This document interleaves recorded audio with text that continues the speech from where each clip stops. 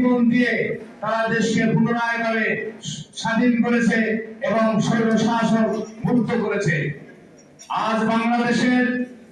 শহীদ আবু সাইদ এই দিনে বুক পেতে দিয়ে যেভাবে বাংলাদেশের মানুষকে স্বাধীন করে দিল, আজকের সেই শহীদদেরকে বিতর্কিত করার জন্য, এই আন্দোলনকে ভুলিয়ে দেওয়ার জন্য আমাদের প্রতিবেশী দেশ ভারত এবং ইসরায়েলের ষড়যন্ত্রে আমাদেরকে আবার কিন্তু আরেকটি রক্তাক্ত পরিস্থিতির মুখে জীবন দিয়ে তারা দেশকে পুনরায় স্বাধীন করেছে এবং স্বৈরশাসক মুক্ত করেছে। আজ বাংলাদেশের শহীদ আবু সাইদ এই দিনে বুক পেতে দিয়ে যেভাবে বাংলাদেশের মানুষকে স্বাধীন করে দিল, আজকের সেই শহীদদেরকে বিতর্কিত করার জন্য, এই আন্দোলনকে ভুলিয়ে দেওয়ার জন্য আমাদের প্রতিবেশী দেশ ভারত এবং ইসরায়েলের ষড়যন্ত্রে